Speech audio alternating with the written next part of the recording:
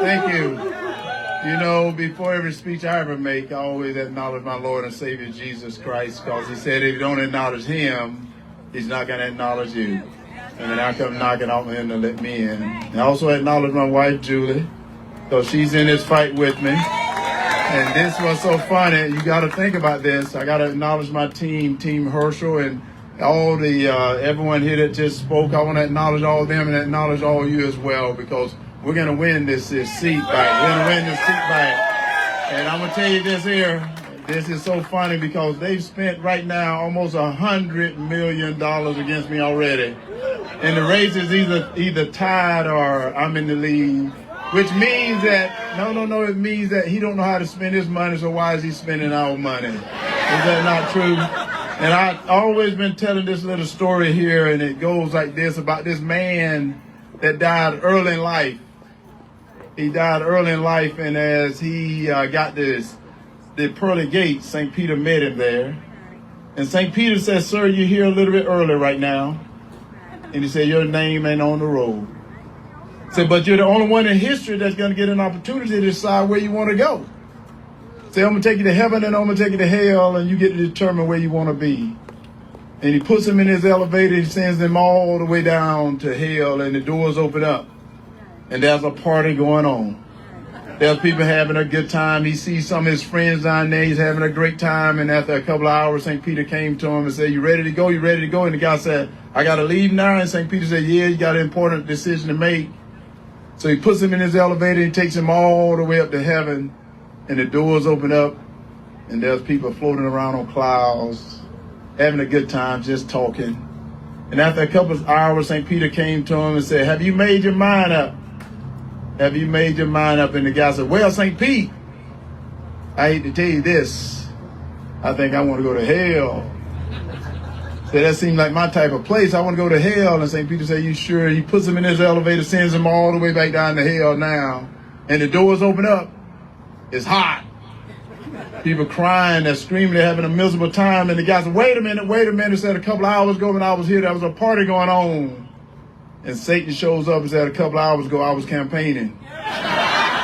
And I tell you that right now because Senator Warnock and the left is campaigning. They're lying to you. They're telling you that this is the new normal. But I'm here to tell you this is not the new normal, because I tell you right now, I tell people this. I'm not that politician. I'm that warrior from God. That God said, we're not going to put up with this. We're not going to put up with this, because I tell you, one of the things I'm running against Senator Warnock, y'all saw him in that debate. Y'all saw him in that debate, that wolf in sheep clothing I've been telling you about. And y'all saw in that debate he became Scooby-Doo, didn't he? Yeah, because they asked him, they said, "Sir, will you support Biden in 2024? And he said, "Oh, no." He wouldn't answer the question. Y'all saw who became the adult in the room, because I took him to school. Did I not take him to school? So it's time. And as I sit here right now, I'm telling you, don't let them take you down in that elevator with those lies. They're telling you right now, this is not the new normal.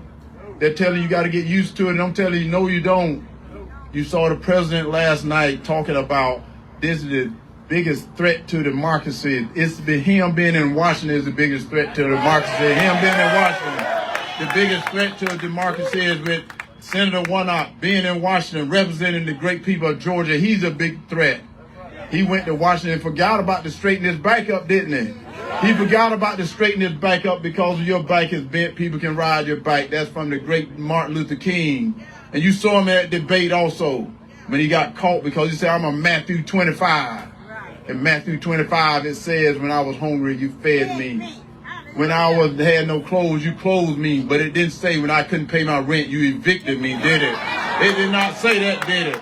See, don't be throwing that on me. Stand up. Stand up and do what's right. And right now, he's not doing right by the Georgia people, because he went to Washington and he said that I'm the liar. I said, "No, Senator, you're the liar. You went to Washington and said you're going to represent Georgia, and you decided to represent Joe Biden. You went to Washington and said you're going to represent the people, but yet you voted with him 96% of the time. You went to Washington and said you're going to represent the women, and you put men and women's sports. And then you said you're going to protect our men and women in blue, and yet you call them names like bullies and thugs. And now the morale is down, recruitment is down, only because we got leaders in Washington that don't have the respect no more.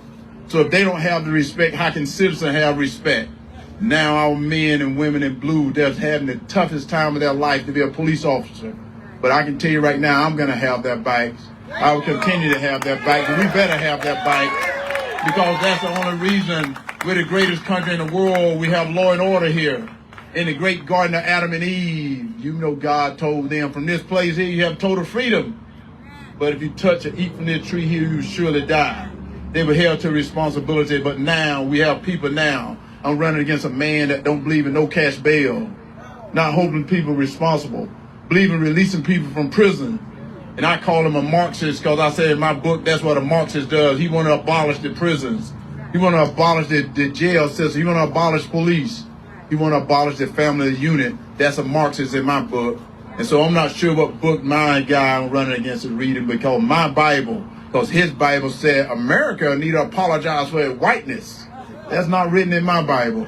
In my Bible, it says, how can you ask God to forgive you if you can't forgive your fellow man? So I'm not sure what he's reading, but I can tell you right now, he's not reading the Bible I'm reading. Because if he was reading the Bible I was reading, he wouldn't talk about abandoning a baby, abolishing a baby, aborting a baby. He wouldn't do that. Because let me tell you one thing. Because thou shalt not kill is written in the 10 Commandments. And I'm going to tell you this. If he can't hold his oath to our almighty God, how can he hold it to you? You got to think about that right now. He talking about, and he tried to get smart. He tried to get smart with me because he came back up with the same thing. And I said, he's a one-trick pony. He came back up and said a doctor and a lady and a government can't be in the same emergency room at the same time. And I said, sir, you forget about that. There's a baby in that room as well. You forgot about that baby in that room. But he did not tell you. He did not tell you. He did not tell you that he asking you to pay for it, did he? He didn't tell you he was asking you to pay for it. And then think about this. Think about this, because he told us also that he went to the president. He went to the president and begged the president to do this student relief loan. Did he not? He said he begged and he fought to get this student release loan. Did y'all pay? Did y'all sign any co-sign for anybody loan? Did y'all co-sign for anybody loan? Because I didn't. And then I read that they asked the students what they were doing with the loan. Did y'all hear what they were doing with it? They're buying games, like video games. They're going on vacations. They're gambling. They're buying booze, drugs. I'm like, that's a weekend with Hunter Biden. That's not student loan debt relief. That's a weekend with Hunter Biden. But yet, that's what we're doing right now. We got leaders in Washington that doing things like that to us. And then let's think about this. We need to go to this, because right now they're telling us this is not the new normal. And we're like putting up with this. Remember, there's peace through strength.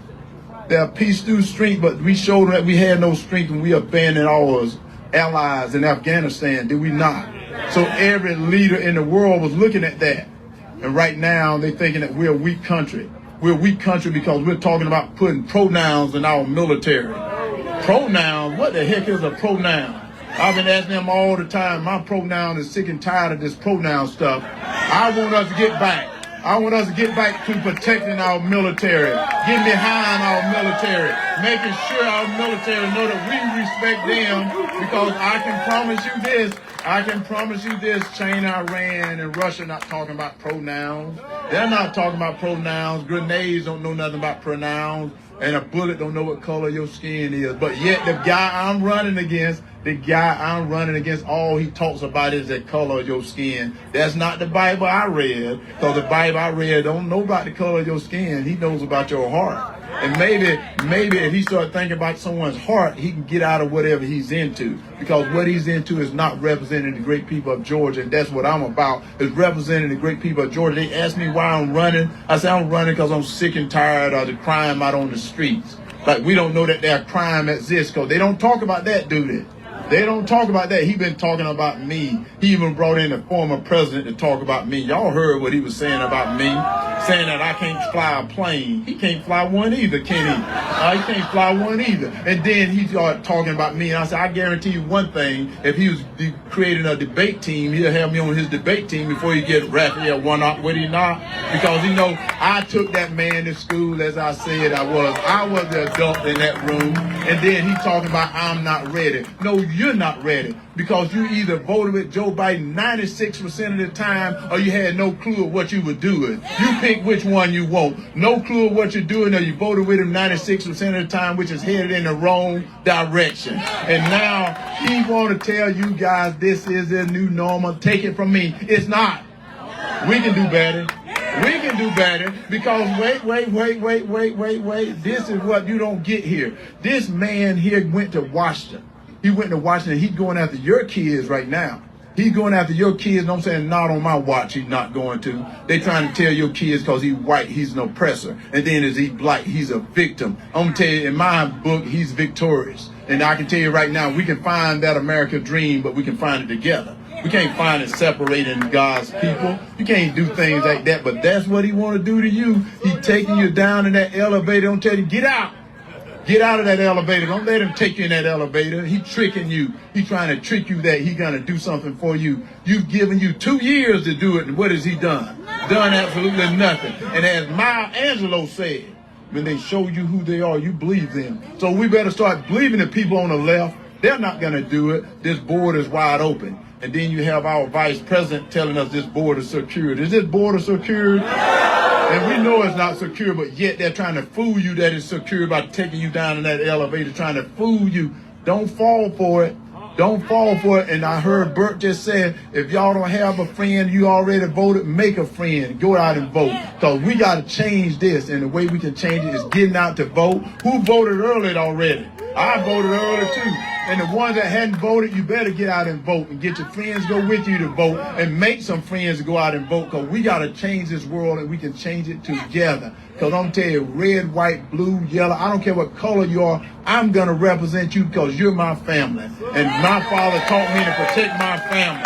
That's what I do. And let me tell you this, no, let me tell you this here, because I tell people this. 23andMe screwed us all up. We don't know what color we are, but it don't matter, does it? It don't matter, because we're an American. That's what matters. We're an American, and this is our flag. And as my father, this is our flag, and it's time for us to stand up for this flag. Because when my father told me no, he meant no. And then when I got too big for my pants, and he said, boy, if you don't like the rules underneath my roof, you leave my house. So maybe it's time for us to get leaders in Washington that say, if you don't like the rules of the United States or of America, you can leave. Nobody's keeping you here. Nobody asked you to stay here. So that's what you need to get in Washington. We got to get people that got guts right now to fight for this country. Because I said, I didn't go to Washington to want to be a politician. I don't play golf. I don't drink tea. I don't like tea. I don't go out to hang out. I barely eat one meal a day. I watch a lot of gun smoke. So what they are doing, what they do is totally different. I'm going to Washington to represent my family, because I'm sick and tired of the crime on the streets. I'm sick and tired of them raising our taxes. I'm sick and tired of this border not being secured. I'm sick and tired of them going after my kids. I'm sick and tired of them mistreating my police. It is time for us to get people in Washington to do the right thing. And as my offensive lineman, they used to tell me sometimes, Herschel, follow me, I'll take you to the promised land. So I'm going to tell all you, vote for me. We'll all get to the promised land. That's how we get there. We get there together. We don't get there by separating. We don't get there by separating. But it's time for us to straighten up right now. It is time for us to straighten up right now. We don't have much time. We honestly don't have much time right now. Because I'm going to tell you, this is one of the most important elections we will ever have. Is coming up right now. And Tuesday is right around the corner. We got to get this right. And I heard this story about these two older gentlemen that love baseball. And as they love baseball, one died and went to meet his maker. And the other one kept praying by his bedside that he'll come back and let him know if they have baseball in heaven. He thought he'll come back and let him know if they have baseball in heaven. So one afternoon, when he's working in his backyard, and his clouds start coming towards him. And he knew it had to be his friend that left this world. And he ran up to this cloud. He started shouting, "Is that baseball in heaven? Is that baseball in heaven?" And the voice from this cloud said, "Well, I got some good and bad news." He said, "I don't care about that. Is that baseball in heaven?" The voice said, "Well, the good news is baseball in heaven." The guy goes, "Yes." And then the voice said, "The bad news is you're pitching tomorrow." Well, we don't have time. We don't have time for tomorrow. We don't have time for tomorrow. We got to get it done right now. It's time to get it done right now. Vote for people that believes in this flag. Vote for people that believes in the Constitution. Vote for people that believes in the people. Vote for people that going to do the right thing. Because they're not doing the right thing by us right now. They're trying to take us down in that elevator. It's time for us to put a stop to it. It's time for us to do a stop to it. And I said, put me in the game, coach. I'm ready to play. I'm ready to play. So put me in. I'm ready to play. And I'm going to tell you right now, after just 2 short years, y'all see what they're giving us. After 2 short years, y'all see what they're giving us. We can't take 6 more of this. We can't take 6 more of this. We can stop it. It's up to us. And I just want to leave you with this. Everyone thinking something better somewhere else. And I'm going to tell you about this flag here. I don't know if y'all heard the story about this flag, but I remember Francis Scott Key years ago when he went over to the British ship to swap prisoners. They were going to change prisoners. And when he got over to the British ships, the captain of the British captain decided to change the negotiation. He said, right now, we're not going to swap prisoners with you. But what we want you to do is to lower your flag. And Mr. Key said, "Sir, I'm not sure if I got the authority to lower that flag." And this is a true story. Mr. Key said, "Sir, if you don't lower that flag, we got enough bombs out here on this ocean. We'll take that flag down." So when you hear our national anthem and they're talking about the red glare in the air and all of that stuff, that's what they're talking about, the British ship firing and hitting that flag. But then all of a sudden you get to almost the end, and it said when everything clear and daylight came, that flag was still there. And you know the reason that flag stayed there? Because there was some people that believed in the freedom and the liberties that we have right now, that laid their dead body against that flag to keep that flag pulled up. And I said, that's sacrifice. That's not what your country can do for you, but that's what you can do for your country. Well, right now, I'm that warrior that's going to fight for my country. So I will tell you right now, no weapon formed against me shall prosper. And I said, you bring it, because let me tell you what, they mess with the wrong Georgian right here.